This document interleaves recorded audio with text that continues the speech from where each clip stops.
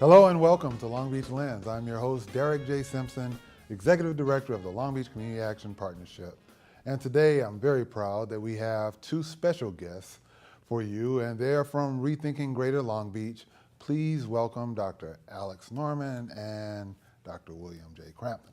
How are you, gentlemen? We are fine, thank you. Great, great. It's always a pleasure to get together with you and find out what's going on. And I know recently we had a new publication released in the city of Long Beach from you, but I want to go back to educating people who don't know who ReThinking Greater Long Beach is. How did you begin and what is it exactly? Well, we began by a group of retired professors and an editor of the Long Beach Business Journal during the development of the Long Beach 2000 plan. And our concern was who was going to benefit from development in Long Beach. Would it be the general public or would it be the privileged few?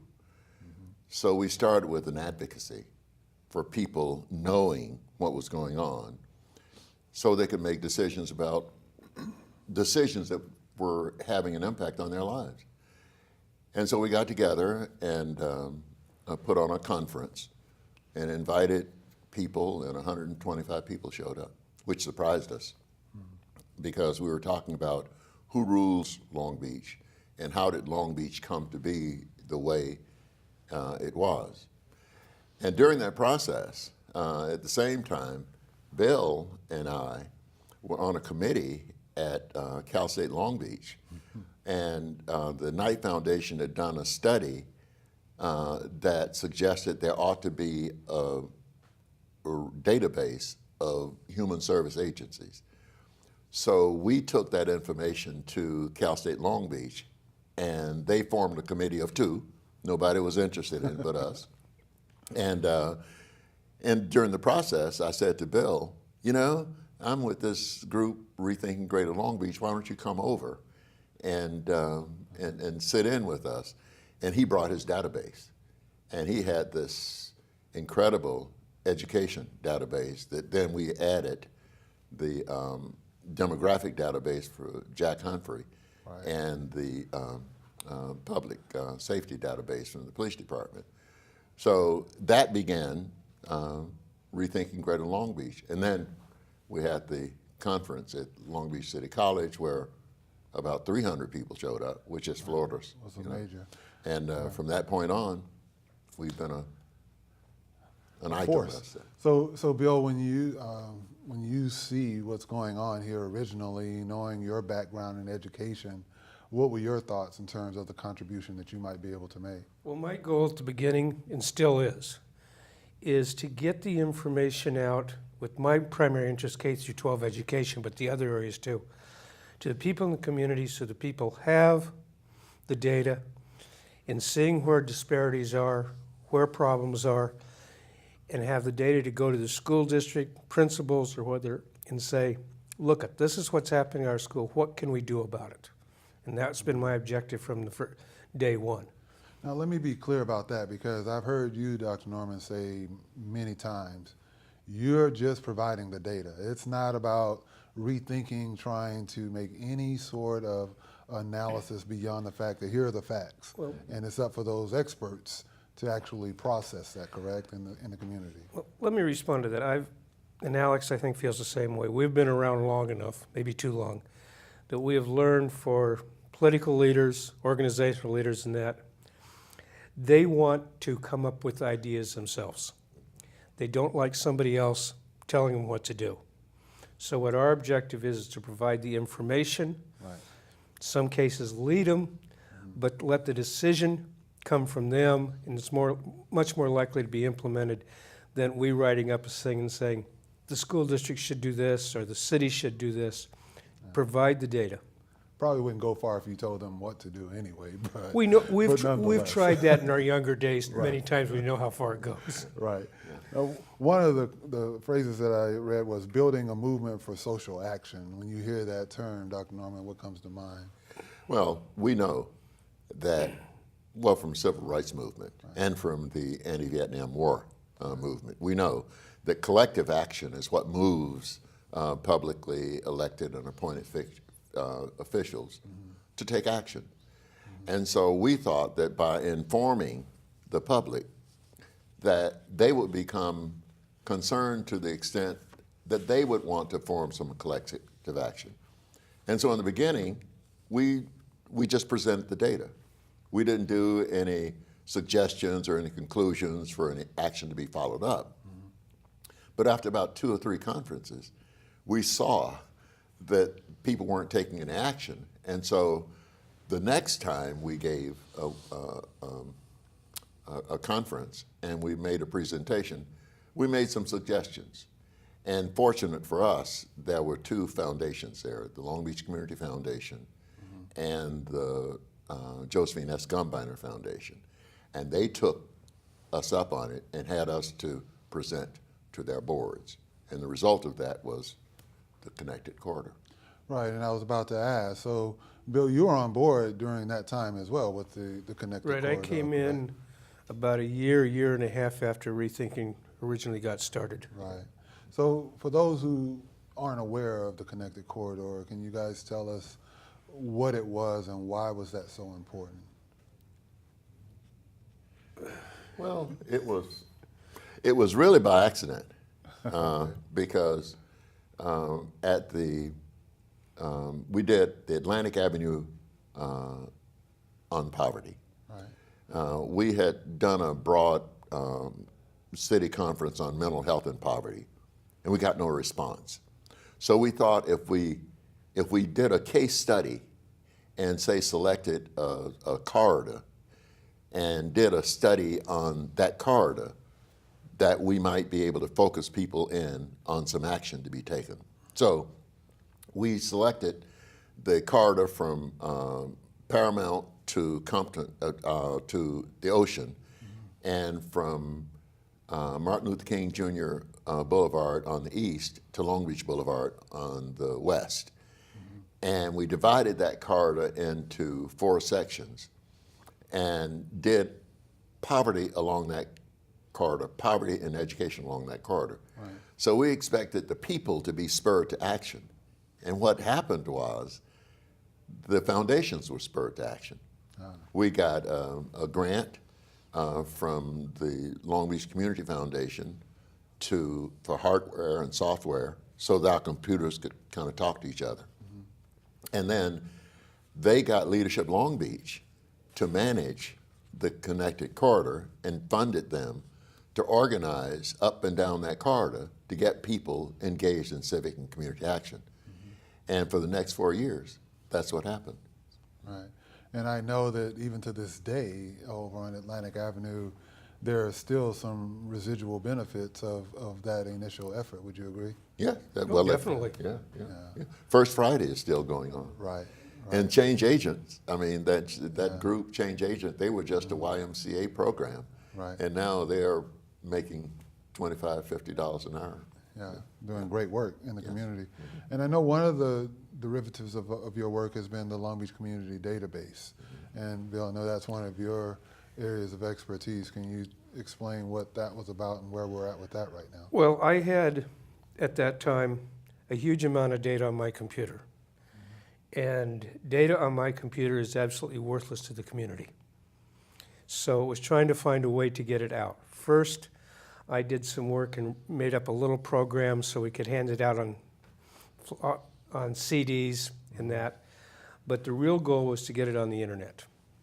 And we looked around and tried several ways of getting somebody to sponsor us to build a website to handle the Long Beach Community Database and all the data. And after 3 failed attempts, Jack Humphrey, who was with us that time, and Alex and I were sitting down at breakfast one morning, and the decision was made if we were ever going to get it on the internet, we had to do it ourselves. And Jack and Alex voted that Bill was going to do it. Okay. I'm serious. It was a Democratic. It was a Democratic It sounds like it. 2-1 vote. I lost. But anyway, so I sat down and have to admit I had to learn a website development software and went through and developed the Long Beach Community Database, which is today. so so the data is available to everybody in the community. And I know from a nonprofit perspective, one of the beauties of that was that because that data was available, when you talk about program design, when you talk about grants, I mean, that's a valuable resource, would you agree, for those of us in the nonprofit sector as well as our education and political leaders? I know a number of nonprofits that use it very heavily for grant funding. Two of the foundations in the community use it to determine whether or not your grant application is going to be funded. And so it's primarily used heavily by the nonprofits. And that was Jack Humphrey's original reason for getting into Rethinking Long Beach and into the database. He wanted people to use it for grant writing and proposals. I wanted, being a public policy person, I wanted elected and appointed officials to make decisions based on the data. And so what we did was combine all of those into one and advocated each for his own, but it overlapped with the others. Now, Jack, his name has come up several times, and I know I used to be totally fascinated by his PowerPoint presentations where he would show how the demographics have shifted in Long Beach, and it was very visual, and I would watch it over and over again just because I was so intrigued with how he does that. Now he's retired, although all of you are retired, but he's retired. Some of us are flunking retirement. Yeah. So you found that to be a powerful tool, would you agree, in telling that story about the changes? We kind of understand our history so that we knew where we were headed. Was that part of the plan? Definitely, and it still is, to let people know. Because even today, I go out into community meetings and it's amazing how people have a vision of Long Beach that was probably relevant in the 50s and early 60s. I just ran into a couple of months ago a group that was convinced that the primary population in Long Beach was white middle class, which makes up 23% of the population now. And there were more African Americans in Long Beach than Latinos. Bill, I want to ask you to hold that thought because we want to talk more about that. And when we come right back with the members of Rethinking Greater Long Beach, stay tuned.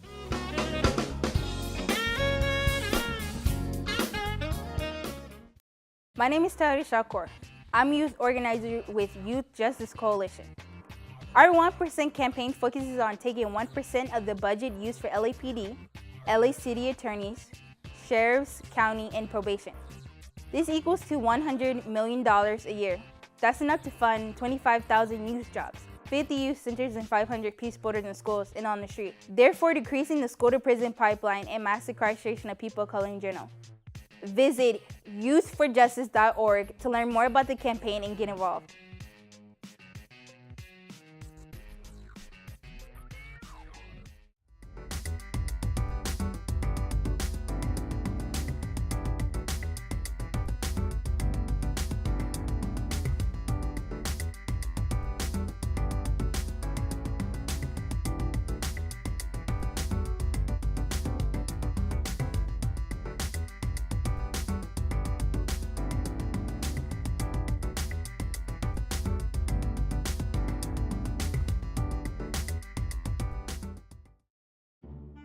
Are you tired of the run-of-the-mill duties at your internship? Getting coffee, making copies, getting prescriptions for people you don't even know? Well, not at PadNet. We're making things happen. We're getting footage. We're making PSAs. We're getting interviews with people you're gonna know. But I don't know how to do these things. No problem. We have workshops, equipment, hardware, software, underwear, all for you to learn and absorb. Check us out at padnet.tv for more information.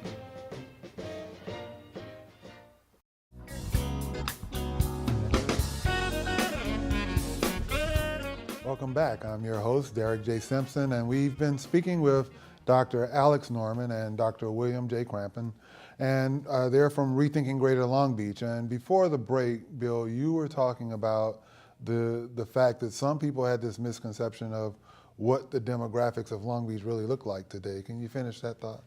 Yeah, as I said, a lot of people still look back at Long Beach the way it was in the late 50s, early 60s, and not recognizing the huge demographic shift that's come here, where it used to be the primary population was white, middle class.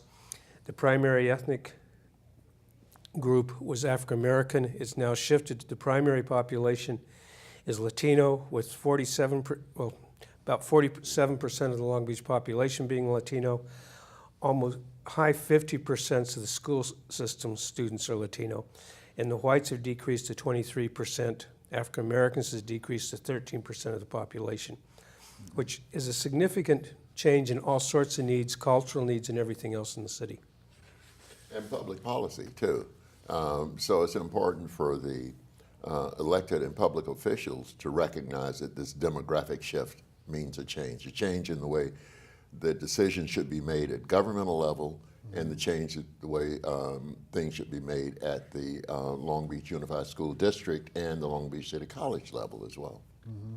And I know, Dr. Norman, you also do quite a bit of work now with the Cambodian community, and there are certain barriers when you talk about that engagement, not just to say, hey, join us, but culturally you have to have people to have a certain level of trust. Would you agree to actually get involved and be participating? Yes. Well, and it's not only trust, it's also understanding the history of that population, because there are two refugee populations. One was the refugee population from the urban centers like Phnom Penh, and they came over, they were educated. Mm-hmm. And then there's the refugee population that was from the provinces, and they're uneducated, because the Khmer Rouge killed all of the intellectuals. I mean, about 80% of the teachers, I think 90% of the doctors. I mean, it's incredible that there was no culture, no libraries, no anything, zero. Wow. Just work and eat and die. Wow. And so you have people who never learned how to learn.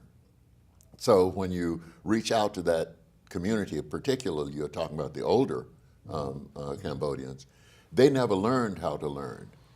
So the outreach should be, first of all, to engage them so they can learn how to learn. Wow. In order to do that, there has to be a development of trust. Okay. That means going through the individuals who are already trusted in that community, identifying those. So, and it's a long-term, an extremely long-term process. Right. And so, yes, you can't have a one-size-fit-all ethnic outreach program. You have to tailor make it for each one. And in a city that's as diverse as you were just saying, Bill, that's going to be quite a process in terms of it's a making real sure problem, because on certain things, such as if I talk to you about your kid in school, you've been through school and you can relate to it. When you're talking to some of the members of the Cambodian community, where the first time they were ever inside a schoolhouse was when they took their oldest child to enroll in kindergarten here, and they're totally unfamiliar with anything that goes on in a school, it's a little difficult for them to relate to what you're talking about, because they've never experienced it. Now, in the time we have left in this particular show, and it's intriguing, you guys have so much institutional knowledge between you. Let's talk about the Long Beach Equity Atlas. How did that get started, and what do you hope to see as a result of it? Well, really got started 2 years ago when we did the ethnic disparities report. Mm-hmm. And we thought that was going to be the last thing that we had done. Mm-hmm. And I think we both were clear that that was going to be the last thing we'd done, except that one of us, I don't know who it was, said that, looking at the issues of low educational attainment and poverty, we ought to look further into that and see, if we did a study where we controlled for those variables, what would that reveal? And as Bill began to mine the data and come up with these outcomes, we decided, hey, wouldn't it be nice to map this out with tables? So why don't we do an equity atlas based on geographic opportunity? And that's the way it came up. So now it's been published, and I know we've received copies here at Long Beach Community Action Partnership, and you've sort of gotten them around to key partners in the community. Well, first of all, if one were to pick it up that hasn't seen it yet, what would they expect to find inside of there when they look at that? Two things. One, a fairly detailed description of the Long Beach area by geographic area within Long Beach. Okay. Demographics, education, crime, and that fairly there. The other one is working on trying to relate the variables together, which was the primary purpose of it, and seeing that education is a critical predictor of poverty, education is a critical predictor of crime, various other things that we look at. One of the most critical variables in there is education. So those are there. So it serves basically two purposes. One, to give an overview of Long Beach based on geographic areas, and the other one is to seeing how some of these variables relate together. And who would you say, Bill, would be the appropriate audience that should be interested in make sure that they sit down and read this? We could safely assume that everyone should see it to be totally educated, but who specifically would you like to be sure it got in the hands of? Decision makers in the city. Okay. So they make more of their decisions on data-driven decisions, or as the police refer to it, evidence-based decisions. Okay. And that I would go back to nonprofits again as well, or any social service agencies or and government a social agencies service or education organizations as well, right? like you taking and saying, Right. this is a geographic area of the city that needs the services provided by Long Beach CAP. Mm-hmm. This is where we need to put our efforts. This area over here really doesn't need them that bad, so let's put our time and effort where we can do the most good. And I remember reading on this same theme that I think it said, well, if the under 18 population is over X percent, maybe 40% or more, that you got to understand that they're living in households then that are in poverty, and the highest poverty seemed to be, I think you mentioned, in central Long Beach and downtown West Long Beach was where those highest pockets were. And we would want decision makers, incidentally, we should say that the nonprofit community has probably used the database the best of all. Okay. The city leadership has used it least of all, or at least they haven't indicated to us that they used it that well. Let me make one exception to that. Police department has Police used department it. Has used it very well. Has used it very well. But City Hall basically is a no-show as far as we can tell, except that Susie Price is the only council person who has ever responded to us and acknowledged that she received a copy of the report, even though for 13 years, we've made sure that every report that we did went out to 75 people, including city leadership, private, nonprofit. So we want the community as a whole to look at the data, but we also want individual parents and residents to look at the data, and we would like for organizations to maybe form data pools to inform people about what the data mean. I mean, this is going to be something new with Cambodian people. You know, you're talking about data. What is that? You know, we haven't learned how to learn, and you're talking about data. So we took a diversion in this report from any other report. We made conclusions, we made recommendations, strong recommendations, and we said, hey, there needs to be a summit, bringing all those decision leaders together and looking at these data and seeing, if we have a Latino population here, are we going to invest in those young Latino populations the way that we did in those young populations that came from Iowa? Because that's the way the people from Iowa got into leadership positions. And if we don't invest in those young Latino populations, then we're going to end up with school to prison pipeline, I think is what they call it. Because if we don't invest in the population, then we're not going to have the yield.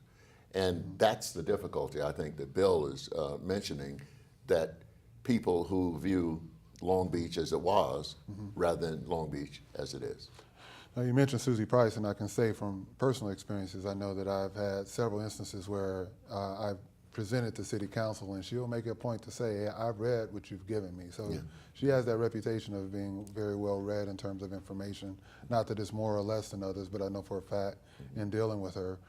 You talked about what you haven't heard from City Hall necessarily, but what have you heard from the community at large? I know there was an article in the Press Telegram about the Atlas, but what's the general feedback thus far since you've published it? God, we've had requests for presentations. We were at the aquarium this morning Okay. with a group from Cal State Long Beach interested in sustainable climate business along the Belmont Shore area. We've had the request from Business Journal, to look at the issue of English proficiency and how that relates to income. Okay. We've had a request from the I-Team from the city Mayor's to team, meet with yeah. them. We'll have these individual requests.